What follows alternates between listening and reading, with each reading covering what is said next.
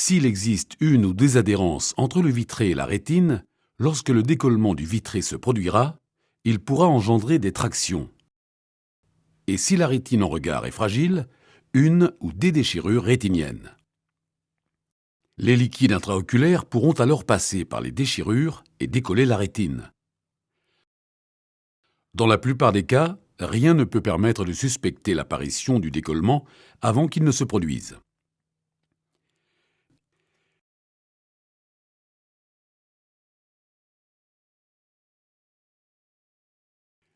Les signes ressentis par le malade pourront être des éclairs, une pluie de suie ou une amputation du champ de vision dont il ne se rendra compte souvent que lorsque la vision centrale sera atteinte. En l'absence de traitement chirurgical rapide, de préférence dans les 8 ou 15 jours, l'évolution se fera vers une rétraction rétinienne liée au passage à travers la rétine de cellules pigmentaires venant former des membranes sur la surface rétinienne.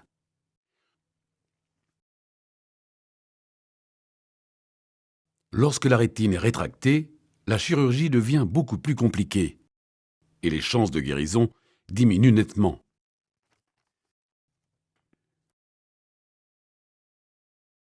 Le premier grand principe du traitement chirurgical est d'empêcher les liquides de passer en bouchant le trou ou la déchirure. Le pompage effectué par l'épithélium pigmentaire permettra alors de réappliquer la rétine. Pour ce faire, le chirurgien devra tout d'abord s'attacher à rechercher tous les trous ou déchirures, même les plus petits, afin d'exercer sur leur bord une réaction inflammatoire par cryothérapie ou laser qui se transformera en réaction adhésive lorsque la déchirure sera remise à plat.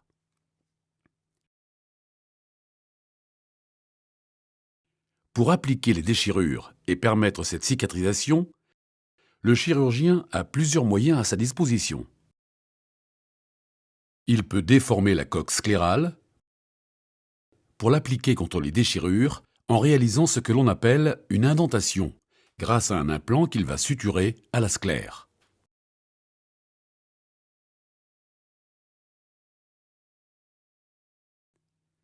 Il peut réaliser un tamponnement interne, c'est-à-dire repousser la rétine contre la coque en injectant dans l'œil une bulle de gaz qui se résorbera spontanément, ou dans les cas plus compliqués, une bulle de silicone qu'il faudra enlever dans un deuxième temps.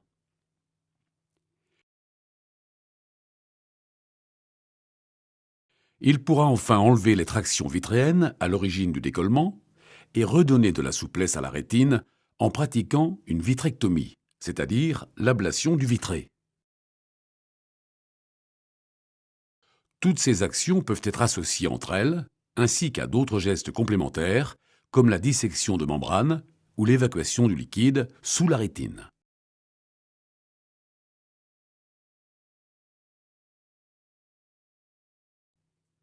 Les risques d'échec de la première chirurgie existent toujours, car le chirurgien ne peut pas maîtriser le potentiel évolutif propre à chaque décollement, surtout s'il est ancien ou compliqué.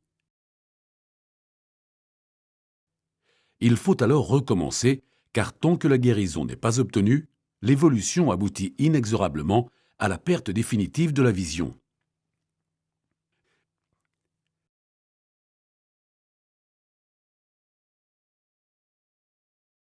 Dès la sortie de la clinique, vous mettrez ou ferez mettre des gouttes de collyre dans votre œil. Le nom du collyre, la fréquence d'instillation et la durée du traitement seront stipulés sur votre ordonnance de départ. Certains traitements contre la douleur ou l'inflammation peuvent être ordonnés. Si une bulle de gaz a été placée dans votre œil, votre chirurgien peut vous demander de respecter un certain positionnement de la tête. Le but de cette position est de permettre à la bulle d'appuyer sur le bon endroit de votre rétine. Cette bulle disparaîtra toute seule en plusieurs jours.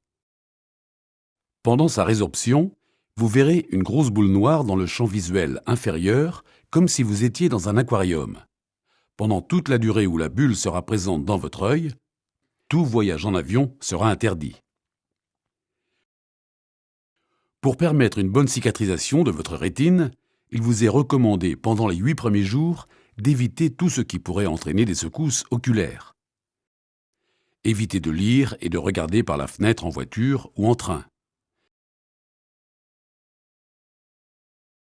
Évitez les efforts violents et le sport. Par contre, la télévision, si la position prescrite le permet, n'est pas contre-indiquée. Mais vous devrez respecter quelques précautions pendant une quinzaine de jours. N'irritez pas votre œil. Faites attention au shampoing et au savon et n'allez pas à la piscine. Évitez toute source d'infection. Évitez de prendre froid et de côtoyer des personnes infectées. Une infection oculaire est quelque chose de grave qui nécessite un traitement d'extrême urgence. Si votre œil devient subitement rouge ou douloureux, téléphonez en urgence à votre chirurgien. Votre vision va s'améliorer progressivement. Il peut vous être difficile d'apprécier cette récupération si une bulle de gaz est présente. Il ne doit pas par contre y avoir d'obscurcissement brutal de votre champ visuel. Si cela survenait, téléphonez à votre chirurgien. Vous le reverrez pour qu'il puisse juger du résultat de l'opération. Sachez que le risque de récidive est toujours présent et qu'il peut être amené à vous proposer une réintervention. Si tout va bien, si la guérison est obtenue, vous pourrez reprendre une activité normale. Les douleurs, s'ils existent, s'estomperont progressivement. L'amélioration visuelle se poursuivra au cours des 3 à 6 mois suivants.